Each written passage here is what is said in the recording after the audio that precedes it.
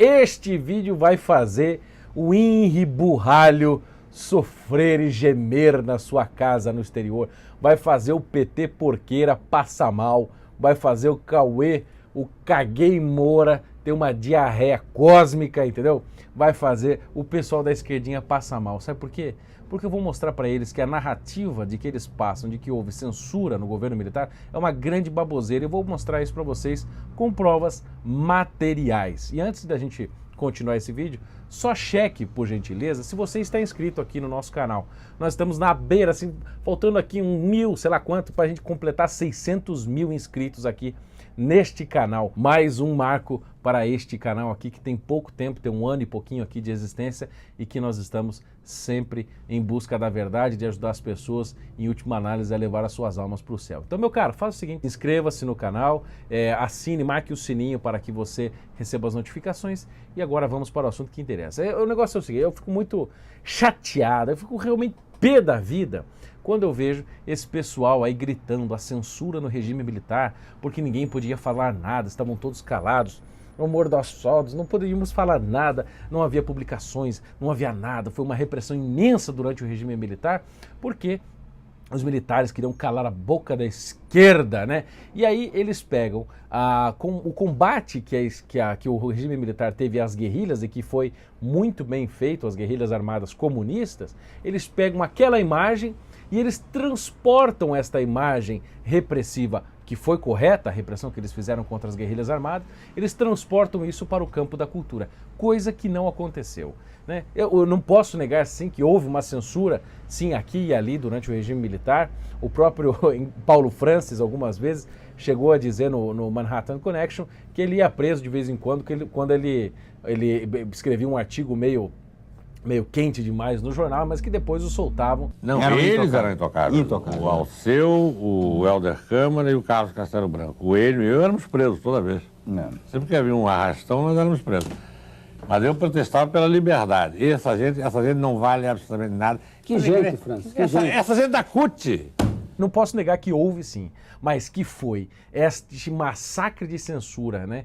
Essa sonegação total de informações, para que nós não tivéssemos nenhuma manifestação contra o regime militar ou nenhuma manifestação de esquerda, é uma grande balela. Pelo contrário, o período do regime militar foi o período em que floresceu grandemente o pensamento de esquerda aqui no Brasil. Não é baboseiro que eu estou afirmando, porque eu vou aqui só ler uma referência interessante deste livro aqui, História do Marxismo do Brasil, do artigo do Celso Federico, que é um estudioso do marxismo. Ele é marxista, e num trecho do seu livro aqui, num artigo chamado A Política Cultural dos Comunistas, página 341, ele diz o seguinte: houve uma grande influência contestadora do regime militar no campo artístico, que se desenvolveu vigorosamente. E aí ele cita o Roberto Schwartz, que é outro marxista também, que disse o seguinte: apesar da ditadura de direita, há uma relativa hegemonia cultural da esquerda no país, observou Roberto Schwartz em 1969, portanto, há apenas 5 anos depois do início do regime militar, que começou em 64, já em 69, os comunistas já falavam que eles tinham hegemonia cultural no Brasil, no campo cultural, eu estou dizendo. Não sou eu que estou falando que a hegemonia deles floresceu. Eles estão admitindo mesmo que eles tiveram uma hegemonia e um florescimento da sua literatura, do seu campo artístico, do cinema, da música, das grandes publicações, das editoras como Civilização Brasileira. Ele está admitindo aqui, e depois ele continua no seu artigo dizendo que, enfocando as relações entre teatro e política, Edélcio Mostaço procurou qualificar a hegemonia cultural, apontando, a contragosto, a presença do Partido Comunista Brasileiro. A arte do período, diz ele, afirmou sem meias palavras, encaixava-se nas teses de 1958 do Partido Comunista, a Declaração de Março, e fechava-se assim em inteiro acordo e dentro de um acomodamento exemplar da estratégia preconizada pelo Partido Comunista Brasileiro a nível político e tático. E este artigo aqui, então, ele vai desenvolver a política cultural dos comunistas no Brasil. Ou seja, eles mesmos admitiram que durante o governo militar foi o período em que eles conseguiram hegemonia cultural. E não é só isso. No campo, por exemplo, da teologia da libertação, que é a minha especialidade, nós temos este livrinho aqui publicado pelo Frei Beto, chamado A Mosca Azul, que ele escreveu depois que ele saiu do governo Lula, no qual ele foi assistente especial da presidência da República. Ele diz o seguinte, veja só você aqui, ele diz assim, que a teologia da libertação cultivada na roda dos pobres, a comunidade que ia nascendo, a conscientização propalada por Paulo Freire ganhava terreno e o nosso receio de que, e havia um receio de que a repressão do regime militar viesse, mas a repressão não vinha. Por quê? Ele diz, não vinha porque o governo militar considerava tudo aquilo, a teologia da libertação, uma baboseira de carolas. Ou seja, ele falava que os militares achavam que a teologia da libertação era um negócio assim meio inócuo que não iria dar em muita coisa. Né? De fato, o regime militar teve alguma repressão aqui e ali do pessoal da teologia da libertação, mas muito mais aqueles que foram ligados à guerrilha, da ação popular, o pessoal que era ligado ao Marighella, etc. Mas de publicação de livros de comunidades eclesiais de base, não houve repressão alguma. E ele diz o seguinte, por quê? Sem dar conta de que uma bomba mais explosiva do que o marxismo atirava-se por uma nova ótica da fé cristã nos subterrâneos da pobreza latino-americana, admite Frei Beto aqui na página 48. Ou seja, ele reconhece que a teologia da libertação era uma bomba mais explosiva do que o próprio conteúdo marxista político puro para uma revolução. E ele de fato teve razão, porque sem as comunidades eclesiais de base que floresceram a partir dos anos 60, portanto em pleno regime militar no Brasil, se não fossem as comunidades eclesiais de base insuflada por toda a literatura comunista dentro da igreja, não teria havido PT e tantos outros movimentos revolucionários aqui. Não é? Inclusive assim, o PT foi lançado durante o regime militar nos anos 80, que era um partido ligado ao Partidão Comunista. A Ação Popular teve o seu apogeu durante o regime militar. O movimento educacional de base com o pessoal da Ação Popular, o método Paulo Freire floresceu durante o governo militar. O que esse pessoal está falando em censura? Toda a literatura da teologia da libertação, que começou a ser publicada em 71 no Peru, depois aqui também no Brasil em 71, toda ela floresceu no período do regime militar. Você quer a prova disso? A prova disso, por exemplo, é este livro aqui, Cartas da Prisão do Frei Beto. Esta aqui é uma versão atualizada. Mas este livro aqui foi publicado em 1977 pela editora Civilização Brasileira do Enio Silveira, que era outro comunista. Este livro aqui foi um sucesso mundial, publicado em 1977, durante o regime militar. Esse pessoal está achando o quê? Que censura é essa que permite um best-seller de um comunista dominicano como Frei Beto sendo publicado? E a prova de que ele foi um best-seller não só no Brasil, mas fora do mundo, é que na biografia do Frei Beto, publicada pela Civilização Brasileira, que é a editora comunista, aqui está uma página em que mostra todas as edições internacionais das cartas da prisão do Frei Beto. Todas elas aqui, em vários países, em francês, em polaco, em italiano, tem em inglês, tem em tantas outras línguas aqui. E eles admitem que esse negócio foi um sucesso justamente durante o período do regime militar. E o Frei Beto escreveu esse negócio com o título de Cartas da Prisão para fazer uma alusão ao seu grande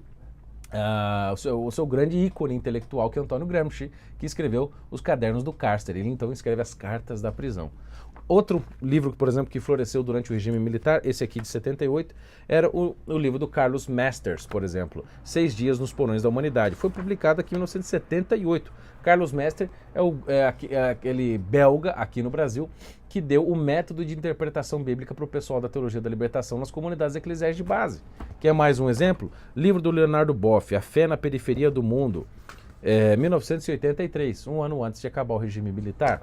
Nós temos aqui também o João Batista de Pereira dos Santos, A Revolução de Cristo, 1963, um ano antes do regime militar. E este livro continuou a circular. O livro do José Comblan, que era um teólogo europeu que veio aqui ao Brasil e também foi o grande animador intelectual desse pessoal da teologia da libertação. Este livro aqui da série A Sabedoria Cristã foi publicado originalmente em 1983. O livro do Pablo Richard, outro teórico da teologia da libertação, o livro chamado A Igreja Latino-Americana, foi publicado em 1982, essa versão que eu tenho. O Canto na Fogueira, a carta dos dominicanos presos na cadeia, que inclui o Frei Beto, o Frei Ivo e o Frei Fernando, que eram contemporâneos de convento, foi publicado em 77, pleno regime militar.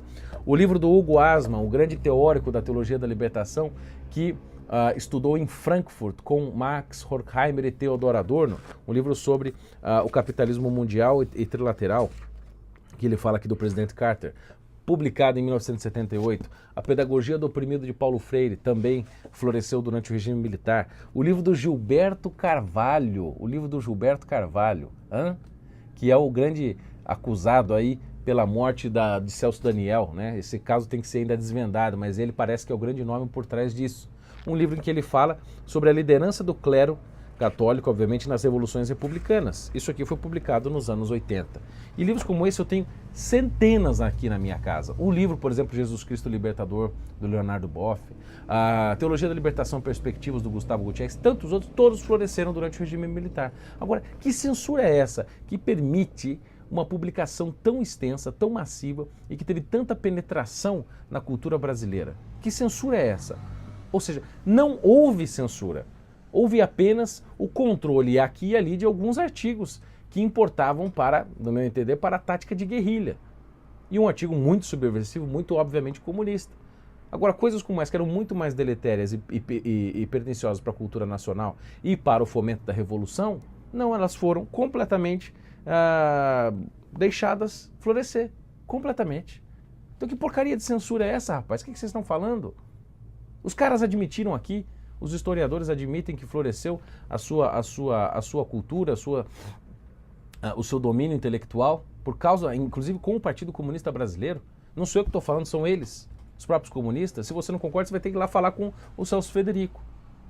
Então, assim, gente, pelo amor de Deus, quando for falar de censura durante o regime militar, você tem que calibrar muito bem as proporções e dizer a respeito de que censura você está falando. Existe, por exemplo, algum documento produzido pela esquerda mapeando e elencando todas as censuras que foram feitas em proporções, em jornais, etc., por quem era o censor, os testemunhos de jornalistas? Não tem essa publicação, sabe por quê? Porque eles iam passar vergonha e a narrativa deles de que a censura foi total e absoluta em todos os campos da cultura é mentirosa e iria cair, entendeu? Então que este vídeo sirva de lição para você que não é um esquerdista, e para você que é um esquerdista, que segue aqui o meu canal, que sei que tem alguns aqui que são ávidos, né,